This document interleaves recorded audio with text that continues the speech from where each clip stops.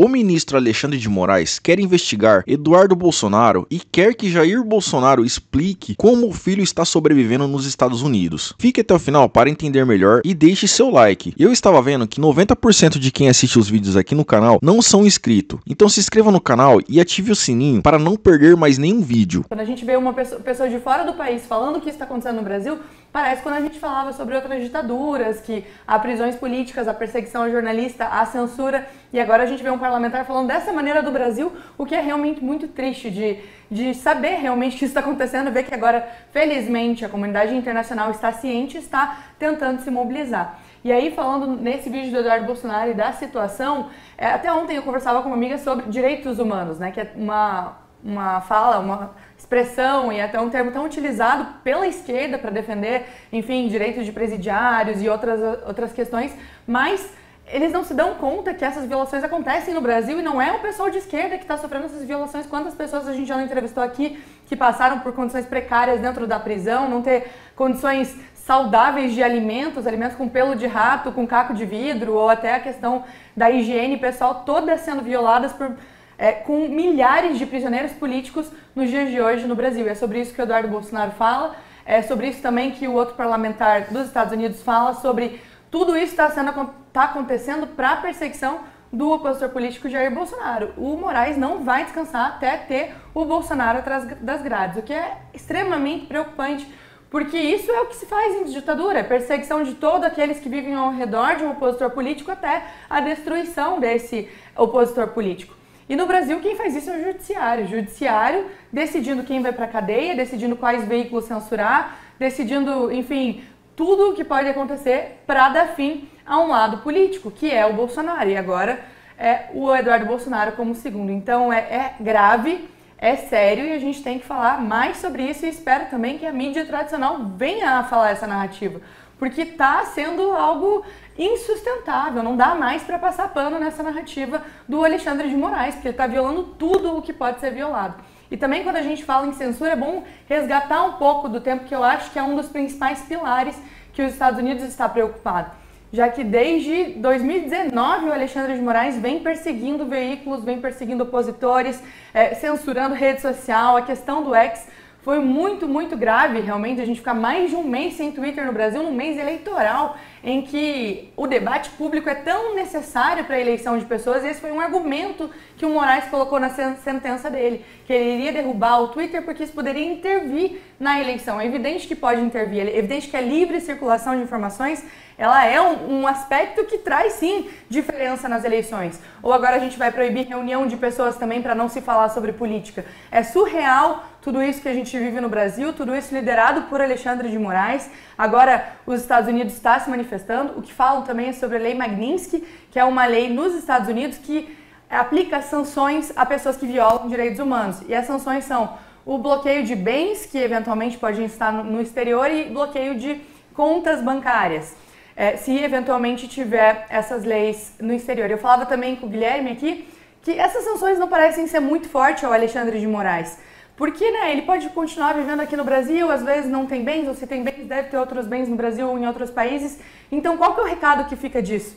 Ele perseguir Eduardo Bolsonaro fora do Brasil não é sobre o Eduardo Bolsonaro, é sobre aqueles que estão no Brasil, é sobre nós que falamos, nos manifestamos, trazendo a nossa opinião aqui. Quantas pessoas já não foram perseguidas por trazer opinião nas redes sociais ou em jornais? É sobre vocês que acompanham também, que tem um lado certo. Então, eu acho que isso é mais um recado de medo que o STF está trazendo para a população normal, mostrando o tamanho do poder e influência que o STF tem contra aqueles que discordam deles. Ou seja, vocês, nós que não temos medo de nos manifestar, por enquanto, né? Porque a gente não sabe até onde vai essa escalada.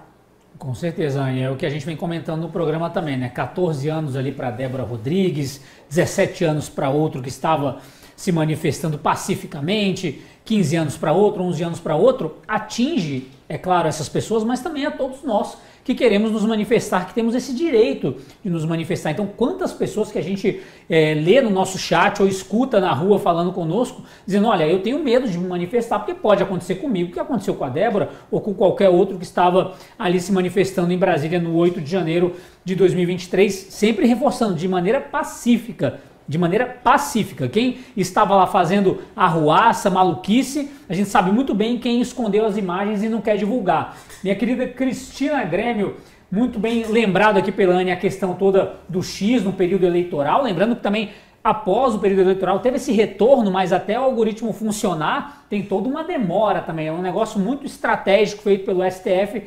E agora essa situação envolvendo o Eduardo Bolsonaro, comparando aí Gonê e Alexandre de Moraes, além de violação dos direitos humanos, essa atuação política escancarada, né, Cris? A questão da censura ao Twitter, a rede X, durante as eleições pela Anne, porque, por dois motivos. Primeiro, eu vou dar o meu testemunho aqui de quem viveu isso. Eu estava dentro de uma campanha eleitoral, eu era candidata, e detalhe, eu estava num partido pequeno e, por lei, esses partidos pequenos não têm tempo de rádio e TV. E eu, por ser jornalista, tive que respeitar a lei eleitoral que proíbe jornalistas de continuarem no ar, trabalhando nos seus veículos, nos seus canais, nos seus programas, durante o período eleitoral. Então, não tinha espaço nenhum para me divulgar. Não era chamada para entrevistas e para debates por causa de um processo de asfixia que aconteceu aqui em Curitiba, muito descarado, que até a população entendeu. E eu não tinha Twitter, que era a minha principal rede social com os meus possíveis eleitores. Durou exatamente o período do primeiro turno, Anne. Começou no dia 16 de agosto, lembro como se fosse ontem, no dia que começou oficialmente a campanha de primeiro turno, e terminou no dia no dia 6 de outubro, quando foi o primeiro turno. Ele liberou